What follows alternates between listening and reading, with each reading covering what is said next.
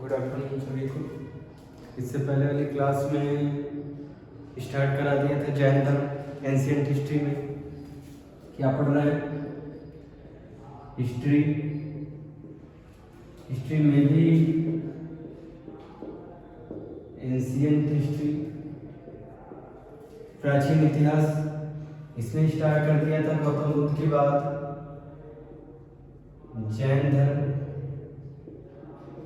जैन धर्म में बता दिया था। जैन धर्म के संस्थापक ऋषभदेव 900 BC में स्थापना की। फिर इनके ऋषभदेव के बाद कई सारे गुरु आए। गुरुओं को कहते हैं तीर्थंकर, जिनको ज्ञान की प्राप्ति हो जाती। जैन धर्म में ज्ञान को कैवल्य कहते हैं। ज्ञान की प्राप्ति न कह के कहते हैं कैवल्य की प्राप्ति। जिसको कैवल्य की प्राप्ति हो जाती है उसको तीर्थंकर कहते हैं। सबसे पहले तीर्थंकर ऋषभदेव जो जैन धर्म के संस्थापक माने जाते हैं। उसके बाद 24 तीर्थंकर आए, 24 तीर्थंकर आए, लेकिन सारे तीर्थंकर नहीं पढ़ने। हमको सिर्फ 3 तीर्थंकर पढ़ने। सबसे पहले पढ़ लिया ऋषभदेव के बारे में, कल पढ़ा दिया था ऋषभदेव के बारे में। ऋषभदेव का चिन्ह था बुल या सांड। फिर उसके बाद 23वें तीर्थंकर को बताया था 23वें तीर्थंकर थे पार्श्वनाथ। 23वें तीर्थंकर थे पार्श्वनाथ। 24वें तीर्थंकर स्टार्ट करा दिया था जिनका नाम है महावीर स्वामी। मोस्ट इंपॉर्टेंट 24वें तीर्थंकर, 24वें तीर्थंकर है कौन? वर्धमान महावीर। वर्धमान महावीर 24वें तीर्थंकर हैं और ये मोस्ट इंपॉर्टेंट, इनको याद रखना मोस्ट इंपॉर्टेंट है, क्योंकि यहां से सबसे ज्यादा प्रश्न आते हैं। महावीर, वर्धमान महावीर के पिता का नाम बताया था सिद्धार्थ। पिता का नाम सिद्धार्थ। ये क्षत्रिय राजा थे। कौन थे? क्षत्रिय। एक तो ये क्षत्रिय थे, दूसरे ये राजा थे। कहां के? दूसरे ये राजा थे वैशाली के। दूसरे राजा थे वज्जी संघ के वैशाली प्रांत। वैशाली राजधानी थी इसकी। राजधानी क्या थी? वैशाली। वैशाली में भी प्रांत था। वैशाली में प्रांत था कुंडलग्राम।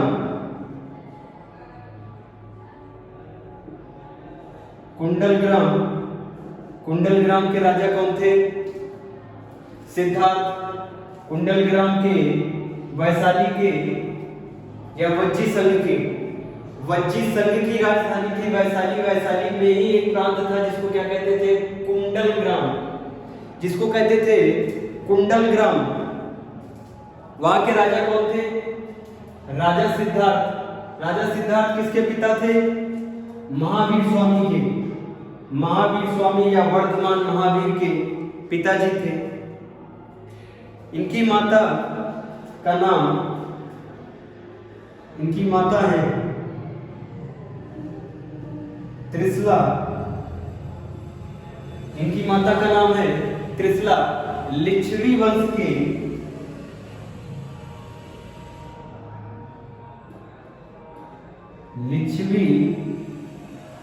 के शासक की बहन थी। मतलब ये राजघराने से थे।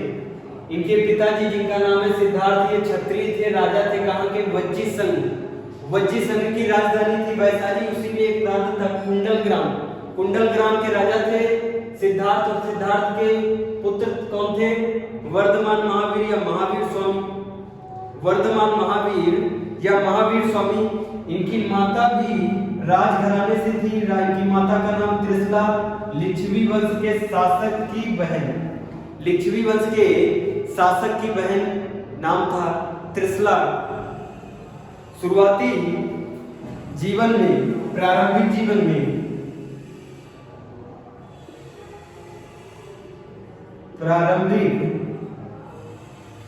में, महावीर ने गृहस्थ आश्रम बिताया। बोले तो इनका विवाह भी हुआ होगा। इनका विवाह हुआ, इनकी पुत्री भी थी। इनकी वाइफ का नाम था यशोदा। इनकी वाइफ का नाम था यशोदा, इनकी पुत्री का नाम था अनुजा प्रियदर्शनी।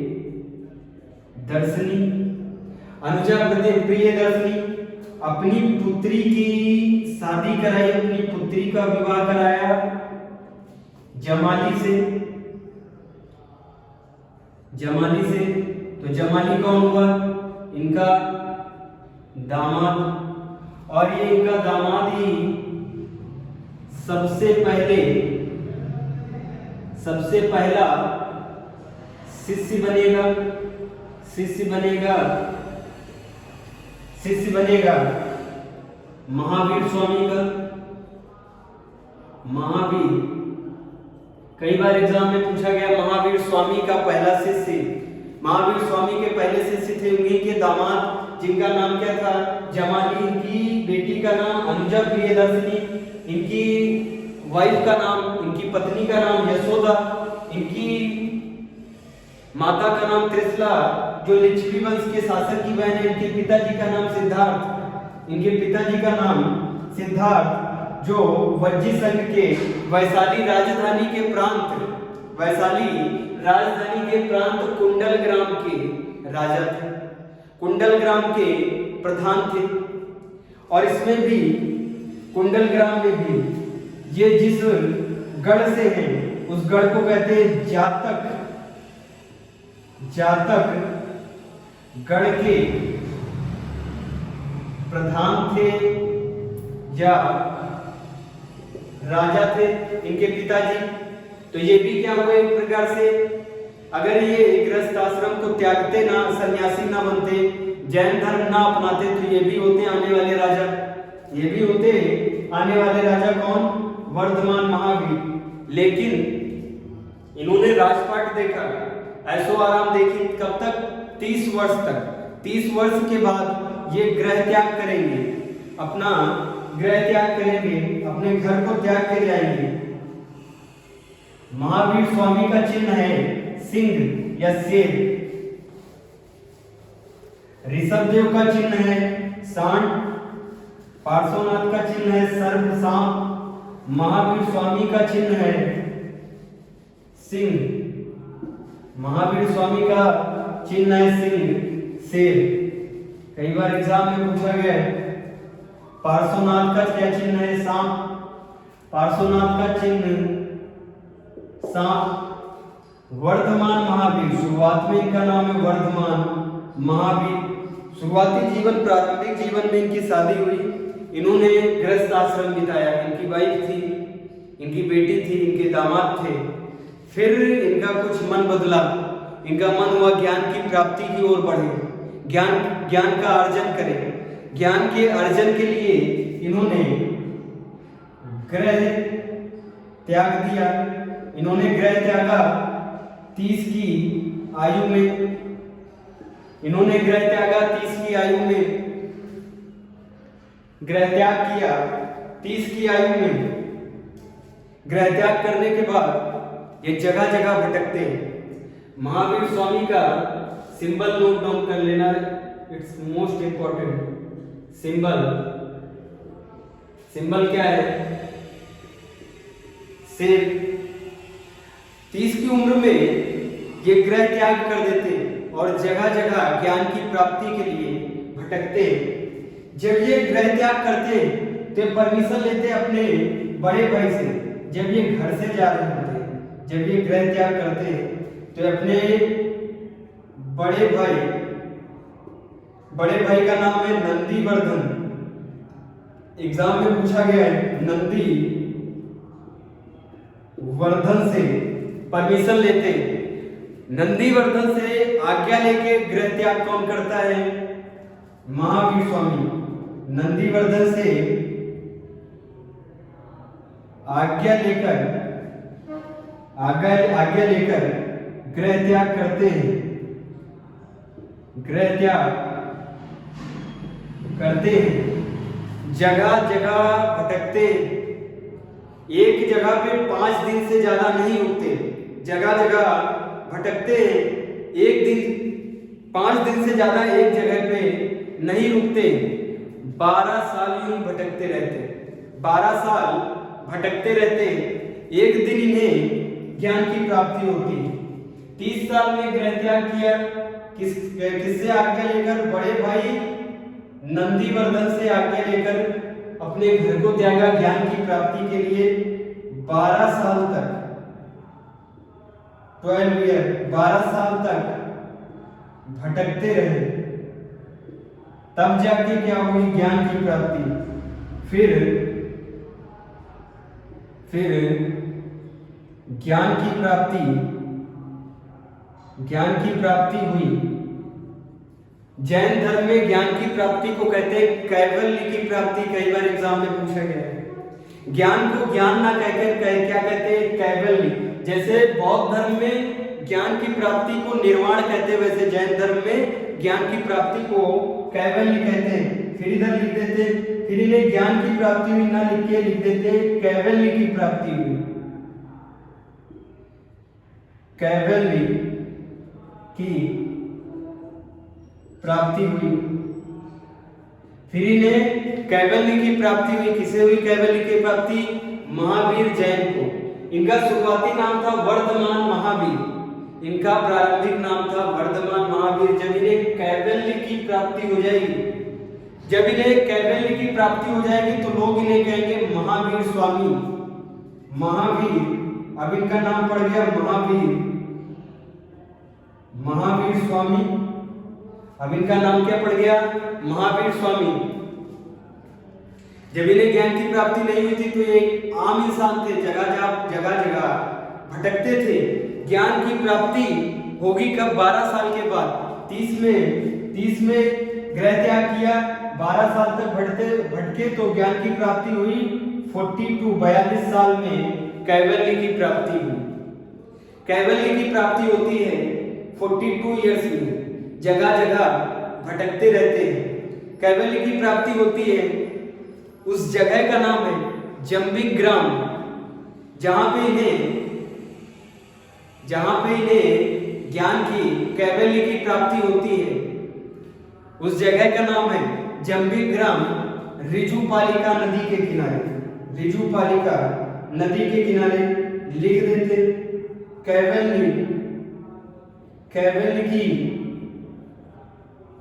कैवल्य की प्राप्ति होती है जंबिक ग्राम। मोस्ट इंपॉर्टेंट, जंबिक ग्राम में ऋजुपालिका नदी के किनारे, जंबिक ग्राम में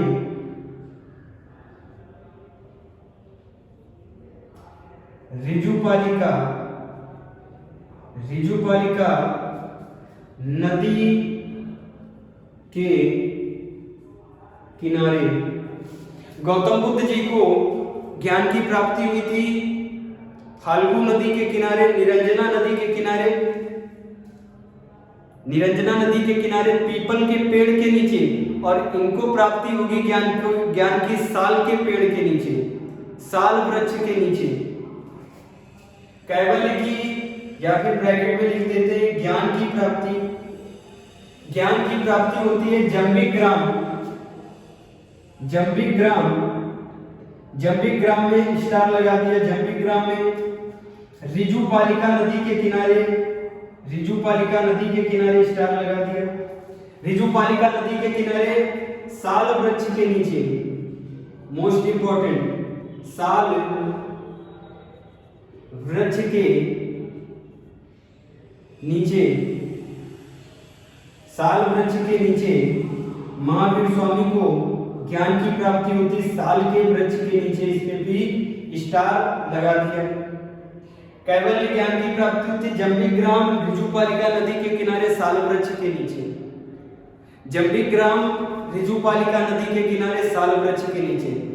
तब महावीर को, वर्धमान महावीर को महावीर स्वामी या महानायक या फिर जिन कहा जाने लगा। इन्हीं वर्धमान महावीर को और अन्य नामों से जाना गया। महावीर स्वामी,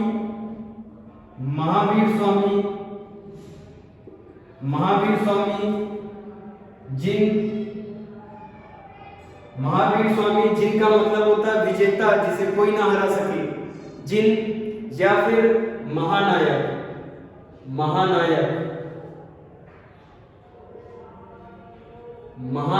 भी कहा जाता है, जिन भी कहा जाता है, महावीर स्वामी भी कहा जाता है। इनके पिताजी का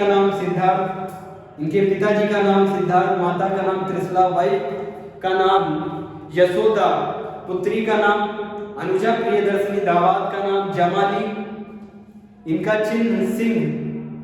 गृह त्याग किया 30 की उम्र में, 12 साल तक भटकते रहे जगह जगह पर। 42 की उम्र में, 42 की उम्र में इन्हें ज्ञान की प्राप्ति हुई। कहाँ पे? जंबिग्राम रिजुपालिका नदी के किनारे साल वृक्ष के नीचे। जंबिग्राम रिजुपालिका नदी के किनारे साल वृक्ष के नीचे ज्ञान की प्राप्ति होती है वर्धमान महावीर को। इनको फिर अन्य नामों से जाना जाने लगा। किन नामों से? महावीर स्वामी, जिन और महानायक। महावीर स्वामी, जिन और महानायक। कई बार पूछा गया जिन का मतलब क्या होता है? जैन धर्म में विजेता, जिसे कोई ना हरा सके, विजेता कहते हैं। जब इन्हें कैवल्य की प्राप्ति हो गई, मतलब ज्ञान की प्राप्ति हो गई। जिसको ज्ञान की प्राप्ति हो जाएगी तो किसी ना किसी को तो ज्ञान बांटेगा। ये सबसे पहले ज्ञान बांटने जाएंगे कहां पे? बिहार के राजगीर पावापुरी में। सबसे पहला उपदेश, महावीर को ज्ञान की प्राप्ति हो गई, अब ज्ञान को बांटने जाएंगे बिहार में। गौतम बुद्ध ने सबसे पहले अपना उपदेश दिया था यूपी के सारनाथ में, और जैन धर्म में महावीर स्वामी सबसे पहला अपना उपदेश देते हैं बिहार के राजगीर पावापुरी में। और इसी बिहार के राजगीर पावापुरी में ही इनकी मृत्यु होगी, जहां पे सबसे पहला उपदेश देते हैं महावीर जैन सबसे पहला उपदेश देते हैं। महावीर जैन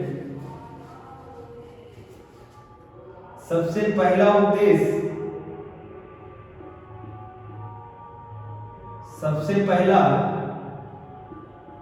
उपदेश देते हैं। उपदेश बोले तो कोई अलग बात नहीं है। जिन लोगों को ज्ञान हो जाता है, जो मास्टर होता है वो पढ़ाता है। आजकल के मास्टर ऑनलाइन पढ़ाते हैं, बैठ के उठ के पढ़ाते हैं। उस टाइम के मास्टर जिसको ज्ञान का सत्य की प्राप्ति, ज्ञान की प्राप्ति हो जाती थी, वो ऑफलाइन लेक्चर देता था। आगे लोग बैठते थे, वो थोड़ा पटल पे खड़ा होता था, ऊंचाई पे खड़ा होता था।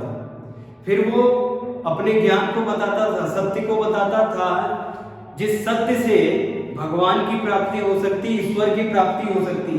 उस सत्य को सबसे पहले महावीर जैन स्वामी कहां पे बताने जाते? राजगीर। मोस्ट इंपॉर्टेंट, कई बार पूछा गया है महावीर जैन स्वामी सबसे पहला अपना उपदेश कहां पे देते? बिहार के राजगीर के पावापुरी में सबसे पहला उपदेश देते महावीर जैन स्वामी। महावीर जैन स्वामी सबसे पहला उपदेश बिहार के राजगीर में देते। विपुलचूल पहाड़ी पे, पावापुरी के विपुलचूल पावापुरी में विपुल चूल पहाड़ी पे, इस विपुल चूल पहाड़ी पे जब ये अपने ज्ञान को बांटते, जब पढ़ाते, जब ज्ञान बांटते, उस समय पे 11 लोग इनको सुनते, 11 ब्राह्मण इनको सुनते। 11 ब्राह्मण किसको सुनते? महावीर जैन स्वामी को। और महावीर जैन स्वामी क्या पढ़ा रहे हैं, क्या टीचिंग दे रहे हैं? सत्य की टीचिंग दे रहे हैं, ज्ञान बांट रहे हैं, क्योंकि इनको ज्ञान का अर्जन हो चुका है। जब ये उपदेश देते तो 11 ब्राह्मण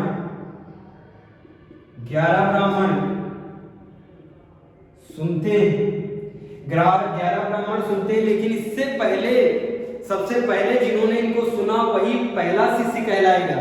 इन 11 ब्राह्मणों से भी पहले जिसने इनको सुना, जिसने इनके ज्ञान को लिया, वो शिष्य पहला शिष्य कहलाएगा।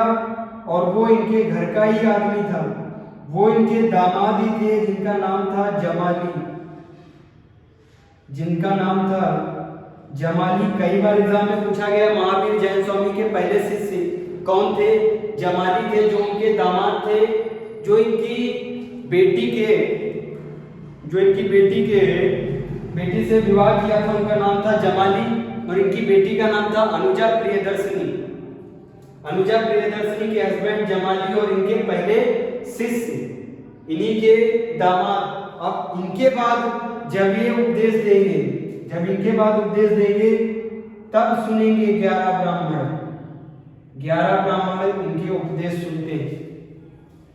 फिर ये अपने उपदेशों में बताते क्या हैं? ये अपने उपदेशों में क्या बताते? सिद्धांत क्या है इनके? सबसे पहले ये बताते हिंसा न करना, किसी जीव की हत्या न करना, झूठ न बोलना और संचय न करना। ये अपने उपदेश में बताते हैं, अपनी टीचिंग में बताते हैं। इनके सिद्धांत क्या है? महावीर जैन जी के सिद्धांत: हिंसा न करना, पहला, झूठ न बोलना, दूसरा संचय न करना,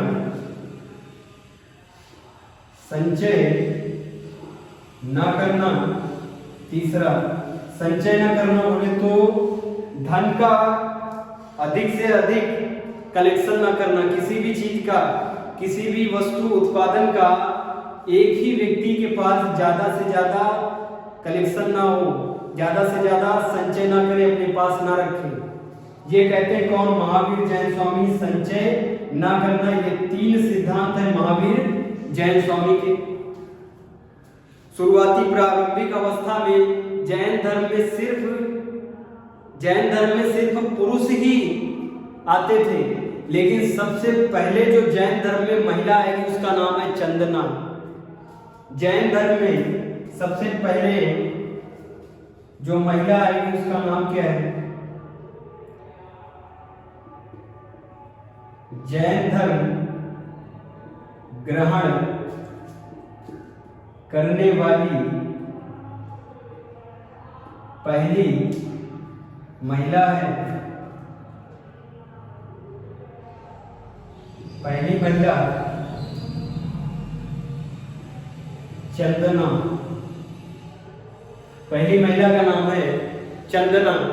जैन धर्म को सबसे पहले ग्रहण करने वाली महिला नाम है चंदना।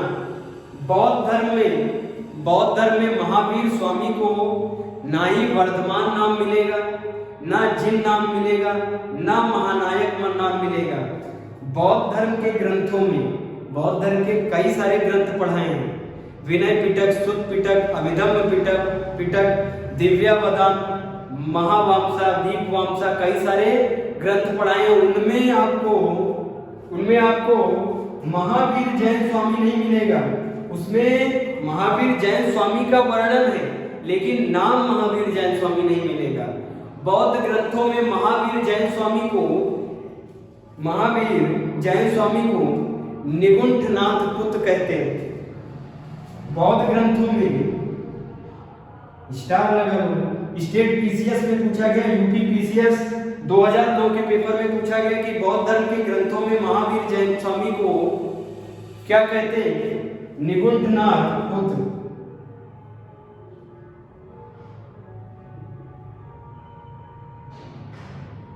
निगुंठनाथ पुत्र कहते हैं।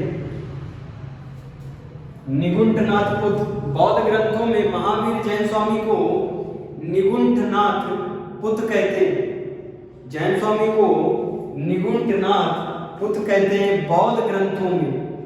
बौद्ध ग्रंथ में महावीर जैन स्वामी नाम नहीं मिलेगा, जिन नाम नहीं मिलेगा, महानायक नाम नहीं मिलेगा, ये कोई भी नाम नहीं मिलेगा। जब भी आप बौद्ध ग्रंथ पढ़ेंगे वहां पे आपको निगुंठनाथ पुत्र मिलेगा, और निगुंठनाथ पुत्र को ही, पुत्र का ही नाम क्या है? महावीर स्वामी या महावीर जैन स्वामी, वर्धमान महावीर, एक ही सब नाम है। फिर देखना, इन्होंने पहला उपदेश अपना बिहार के पावापुरी में दिया। पहला उपदेश बिहार के राजगीर पावापुरी में दिया, और इनकी मृत्यु भी पावापुरी में ही होगी। ज्ञान की प्राप्ति हुई, उसके बाद इन्होंने पहला उपदेश दिया राजगीर पावापुरी में, और लास्ट में इनकी मृत्यु भी राजगीर पावापुरी में ही होगी। महावीर जैन स्वामी की मृत्यु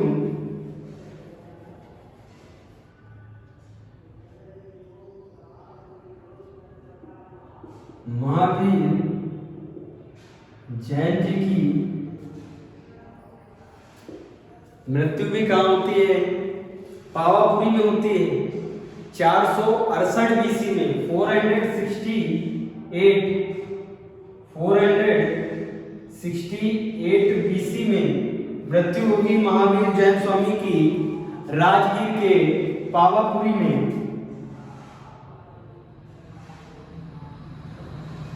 राजगीर के पावापुरी में पहला उपदेश भी वही दिया और मृत्यु भी वही हुई। बौद्ध धर्म में गौतम बुद्ध जी कितना जिए थे? 80 साल। गौतम बुद्ध जी 80 साल जिए थे। इनका जन्म हुआ था 540 बीसी में, 540 बीसी में हुआ था, और मृत्यु कब हुई? 468 बीसी में। तो ये टोटल जिए कितना है? 72 ईयर्स, 72 साल जिए कौन? महावीर जैन स्वामी। 80 साल कौन जिए थे? गौतम बुद्ध। 72 साल जिए महावीर जैन स्वामी। जन्म कब हुआ था? 540 बीसी में। मृत्यु कब हुई? 468 बीसी में। महावीर जैन स्वामी के बारे में अगर जानकारी लेना है, महावीर जैन स्वामी या अन्य जितने भी तीर्थंकर हैं, ऋषभदेव, पार्श्वनाथ और भी कई सारे तीर्थंकर हैं, टोटल 24 तीर्थंकर हुए जैन धर्म में। किसी के बारे में अगर जानना है तो भद्रबाहु के कल्पसूत्र से जानकारी मिलती है। भद्रबाहु ने एक किताब लिखी थी कल्पसूत्र। कई बार एग्जाम में पूछा गया कल्पसूत्र के रचनाकार कौन है? भद्रबाहु के कल्प सूत्र से, भद्रबाहु के कल्प सूत्र से सभी जैन तीर्थंकरों के बारे में पता चलता है। भद्रबाहु ने कौन सी किताब लिखी है? कल्पसूत्र। और कल्पसूत्र में, स्पेशली कल्पसूत्र में सारे तीर्थंकरों के बारे में, ऋषभदेव के बारे में, पार्श्वनाथ के बारे में, महावीर जैन स्वामी के बारे में, सबके बारे में, अगर जैन धर्म के बारे में टोटल निरंतर जानकारी चाहिए तो पढ़नी कौन सी किताब पढ़ेगी? कल्पसूत्र। रचनाकार कौन है, किसने लिखी है कल्पसूत्र? भद्रबाहु ने लिखी कल्पसूत्र। जैन धर्म के सारे तीर्थंकरों की जानकारी मिलती कल्पसूत्र से। ये कई बार क्वेश्चन अलग अलग प्रकार से पूछा गया। जैन धर्म के तीर्थंकरों की जानकारी कहां से मिलती? कल्पसूत्र से। कल्पसूत्र के रचनाकार भद्रबाहु। फिर आता है भद्रबाहु ने कौन सी रचना की? कल्पसूत्र की। कल्पसूत्र बुक है जिसमें सारे जैन के बारे में लिखा है, जितने भी जैन तीर्थंकर हुए, गुरु हुए, सबके बारे में लिखा है। जब भी जैन धर्म की जानकारी चाहिए तो क्या पढ़ना पड़ेगा? कल्पसूत्र पढ़ना पड़ेगा। फिर देखना जैन धर्म के बारे में, जैन धर्म के बारे में जानकारी।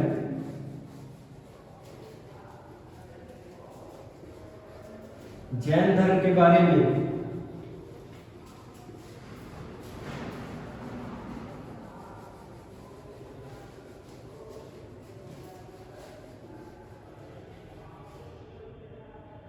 जैन धर्म के बारे में ये सादा जीवन जीते थे, सादा जीवन जीते थे। बलि वगैरह को ये क्या मानते थे? गलत मानते थे। सादा जीवन, उच्च विचार थे। सादा जीवन, उच्च विचार थे। बलि प्रथा को या फिर बलि को ये क्या मानते थे? गलत मानते थे। लेकिन ईश्वर का एग्जिस्टेंस मानते थे। ईश्वर का, भगवान का, ईश्वर का एग्जिस्टेंस बोले तो मानते थे कि इस दुनिया में ईश्वर है और ईश्वर ने ही दुनिया बनाई, ये मानते थे। जबकि बौद्ध धर्म वाले ईश्वर को नहीं मानते थे। ये ईश्वर को मानते थे और वर्ण व्यवस्था को भी मानते थे। ईश्वर को मानते थे, दोनों इंपॉर्टेंट पॉइंट स्टार लगाते हैं। ईश्वर को, ईश्वर के एग्जिस्टेंस को मानते थे और वर्ण व्यवस्था जो ब्राह्मणों ने बनाई थी, वर्ण व्यवस्था, ब्राह्मण, क्षत्रिय, वैश्य, शूद्र, उसको मानते थे। लेकिन कर्म के आधार पे मानते थे और दूसरे जन्म के आधार पे मानते थे। इस जन्म में जैसा कर्म करोगे वैसा ही उस जन्म में, उसी वर्ण में पाओगे जन्म। अगर अच्छा कर्म करोगे, बहुत अच्छा कर्म किया इस जन्म में, तो जन्म पाओगे आगे जाके ब्राह्मण का। इनका कहना था अगर इस जन्म में बहुत अच्छे कर्म किए, सभी का भला किया, पढ़ाई लिखाई की, अच्छे ओहदे पे पहुंचे, तो अगले जन्म में ब्राह्मण का जन्म पाओगे। अगर थोड़ा इस जन्म में गड़बड़ किया है, सही काम नहीं किया है, तो उस जन्म में बनोगे क्या? क्षत्रिय। अगर उससे भी खराब काम किए तो बनोगे वैश्य। और अगर इस जन्म में सबसे खराब काम किए तो बनोगे अगले जन्म में शूद्र। मतलब ये वर्ण, ईश्वर को मानते थे, वर्ण व्यवस्था को मानते थे, लेकिन इस जन्म के कर्म के आधार पे अगले जन्म में वर्ण व्यवस्था में एग्जिस्टेंस को मानते थे। इस जन्म में जैसा कर्म करोगे वैसे ही अगले जन्म में जन्म मिलेगा। इस जन्म को आधार मानते थे। इस जन्म को आधार मानते थे, पूरक मानते थे। किसका? पूरक मानते थे अगले जन्म का। इस जन्म में अच्छे कार्य करोगे तो अगले जन्म में ब्राह्मण का जन्म मिलेगा। बहुत अच्छे कर्म करोगे तो ब्राह्मण का जन्म मिलेगा। खराब कर्म करोगे तो क्षत्रिय, उससे भी खराब तो वैश्य, सबसे खराब तो अगले जन्म में बनोगे शूद्र। ऐसा ये मानते थे। जब जैन धर्म में महावीर को ज्ञान की प्राप्ति हुई, महावीर जी को जब ज्ञान की प्राप्ति हुई तो इन्होंने सारे वस्त्रों को त्याग दिया, अपने शरीर से सारे वस्त्र को त्याग दिया जैन धर्म के महावीर ने। लेकिन इनसे पहले जो गुरु हुए उनका नाम था पार्श्वनाथ। 23वें तीर्थंकर गुरु का नाम है पार्श्वनाथ। जब उन्हें ज्ञान की प्राप्ति हुई, कैवल्य की प्राप्ति हुई, तो उन्होंने वस्त्र को त्यागने को नहीं कहा। उन्होंने कहा कि बदन के निचले अंग को और ऊपरी अंग को ढक के रखना चाहिए। ध्यान से सुना। महावीर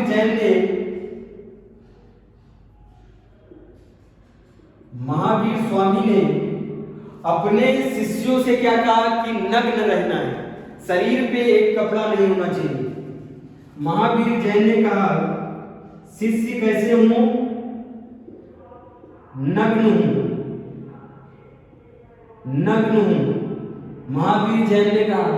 लेकिन इनसे पहले जो आए थे पार्श्वनाथ 23वें तीर्थंकर, उन्होंने कहा था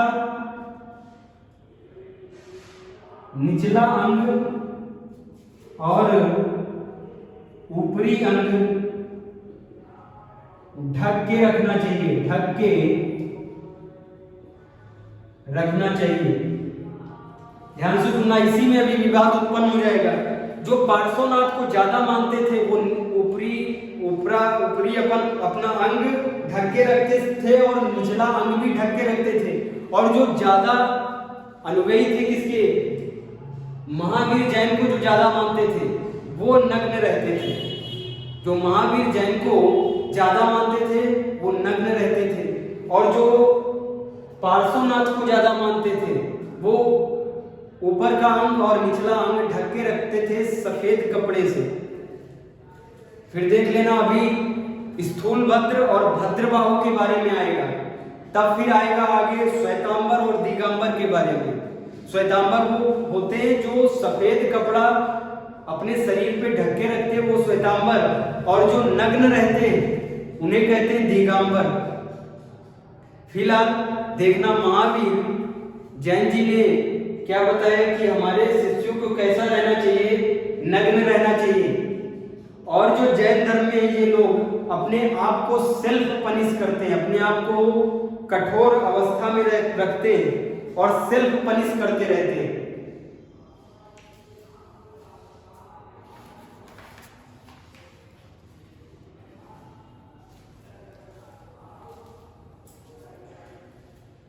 सफेद वस्त्र जो पहनते हैं उन्हें श्वेतांबर कहते हैं, और जो कोई वस्त्र ही नहीं पहनते उनको दिगंबर कहते हैं।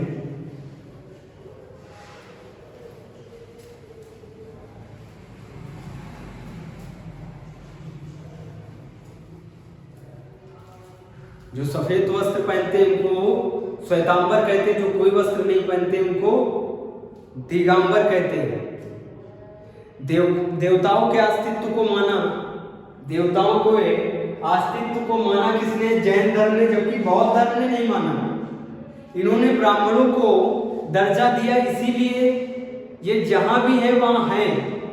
लेकिन बौद्ध धर्म ने ब्राह्मणों को उतनी वरीयता नहीं दी, उन्होंने ब्राह्मणों को कुछ नहीं बताया। इसीलिए जो ब्राह्मण शासक आगे आएंगे, पुष्यमित्र, शुंग, शशांक, ये बौद्ध धर्म को उखाड़ के फेंक देंगे। इसीलिए भारत में ज्यादा बौद्ध धर्म नहीं मिलता है, जैन धर्म अभी भी मिलता है, क्योंकि जैन धर्म ने सीधे सीधे दुश्मनी किससे नहीं ली? ब्राह्मणों से। उस समय ब्राह्मणों का वर्चस्व बहुत था, उस समय ब्राह्मणों का वर्चस्व बहुत था, और ब्राह्मणों से सीधे सीधे दुश्मनी किसने नहीं ली? महावीर जैन ने नहीं ली, या फिर समस्त जितने भी गुरु आए उन्होंने स्पष्ट दुश्मनी ब्राह्मणों से नहीं ली। इसीलिए वो भारत में आज भी हैं, लेकिन बौद्ध धर्म वाले बहुत कम मिलते हैं। फिर एक बार देख लो, महावीर जैन स्वामी किसको मानते? भगवान को मानते, वर्ण व्यवस्था को मानते, भगवान को मानते, वर्ण व्यवस्था को मानते। लेकिन वर्ण व्यवस्था को इस जन्म का आधार, और उस जन्म में जो जन्म होगा वो आधार बनेगा। ये जन्म यहाँ जैसे कार्य आप करेंगे वैसे ही उस जन्म, उस वाले आगे वाले जन्म में ब्राह्मण का जन्म होगा, क्षत्रिय का होगा, वैश्य का होगा, शूद्र का होगा। अच्छे कर्म करेंगे तो ब्राह्मण का जन्म होगा किसमें? अगले जन्म में। इसीलिए ब्राह्मण खुश हो गए इनसे, क्योंकि यहाँ पे ब्राह्मणों को क्या दिखा दिया? ऊंचा दिखा दिया। तो ब्राह्मण खुश हो गए, और जैन धर्म का कत्ल नहीं किया, उन्हें उखाड़ के नहीं फेंका भारत से। जबकि बौद्ध धर्म ने ऐसी कोई पढ़ाई नहीं की ब्राह्मणों की। इसीलिए पुष्यमित्र शुंग जब राजा बनेगा, ब्राह्मण राजा, तो वो सारे बौद्ध धर्म को उखाड़ के फेंक देगा। ये किसको मानते? भगवान को मानते, वर्ण व्यवस्था को मानते। ये वर्ण व्यवस्था को जन्म का आधार मानते। लेकिन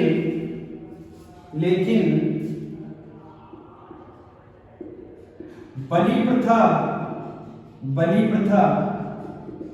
पे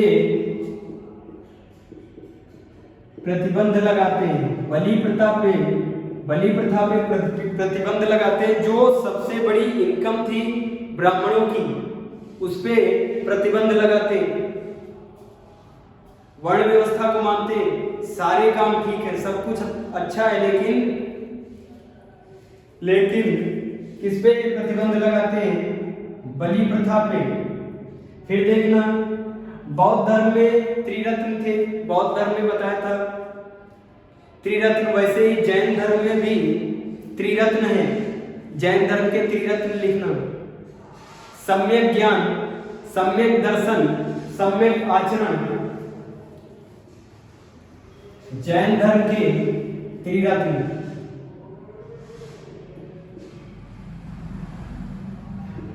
जैन धर्म के त्रिरत्न मोस्ट इंपॉर्टेंट: सम्यक ज्ञान, सम्यक ज्ञान,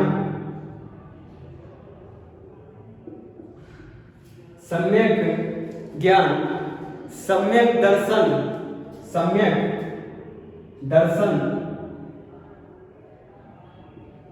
और सम्यक आचरण। देखना, सम्यक ज्ञान का मतलब है जो ज्ञानी होता है, जो पढ़ा लिखा होता है, जिसने ज्ञान का अर्जन किया, जिसने पढ़ा लिखा है। जो पढ़ा लिखा है वो समाज में अच्छा ही काम करेगा। जो पढ़ा लिखा है उसको लालच नहीं होता है, जो पढ़ा लिखा है उसको लालच नहीं होता, तृष्णा नहीं होती है, लालच नहीं होता। और यही लालच दुख का कारण है, यही लालच समाज को बर्बाद करता है। जिसको ज्ञान है उसको लालच नहीं होगा।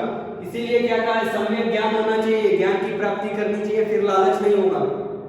जो ज्ञानी होता है उसके अंदर भाव होते हैं, वो दूसरे को कष्ट नहीं पहुंचाता है, गलत काम नहीं करता, झूठ बोलने से डरता है और संचय भी नहीं करता ज्यादा से ज्यादा। इसीलिए लोग कहते हैं कि तुम पढ़े लिखे नहीं हो, इसीलिए तुमसे बात नहीं करना चाहते, क्योंकि तुम क्या हो? तुम पूर्ण रूप से मानव नहीं हो। क्योंकि मानव भी जानवर का एडाप्टेशन है, जानवर का ही इवोल्यूशन है मानव। फिर क्या बताते हैं? सम्यक दर्शन बोलते हैं जैन धर्म के उपदेशों को मानना, सम्यक दर्शन। फिर सम्यक आचरण तो सभी जानते हैं, अच्छे आचरण रखना। यही इनके क्या है? त्रिरत्न है। कई बार स्टेट पीसीएस में, लोअर पीसीएस में भी ये आ चुका है क्वेश्चन। जैन धर्म के त्रिरत्न कौन से हैं? सम्यक ज्ञान, सम्यक दर्शन, सम्यक आचरण। सम्यक ज्ञान, सम्यक दर्शन, सम्यक आचरण। सम्यक ज्ञान का मतलब लालच, तृष्णा न करना। जो ज्ञानी होता है उसको लालच नहीं होता, तृष्णा नहीं होती, वो दुनिया से डिमांड नहीं करता है। फिर देखना, सम्यक दर्शन का जैन धर्म के उपदेशों को मानने वाला, सम्यक आचरण, अच्छे आचरण रखने वाला। यही तो तीन रत्न हैं जैन धर्म के। जैन धर्म के त्रिरत्न कल की क्लास में या अगली क्लास में बताएंगे जैन धर्म के बारे में और भी प्रसार से। फिर कल की क्लास में पूर्ण रूप से कंप्लीट हो जाएगा जैन धर्म। उसके बाद स्टार्ट करेंगे महाजनपद काल, बिंबिसार, अजातशत्रु, उदयन, फिर शिशुनाग वंश, उसके बाद नंदवंश में महापद्मानंद, धनानंद, फिर मौर्य वंश। इसी तरह कंप्लीट हो जाएगा पूरा एंशिएंट हिस्ट्री गुप्तकालीन काल तक। नोट डाउन कर लो फटाफट।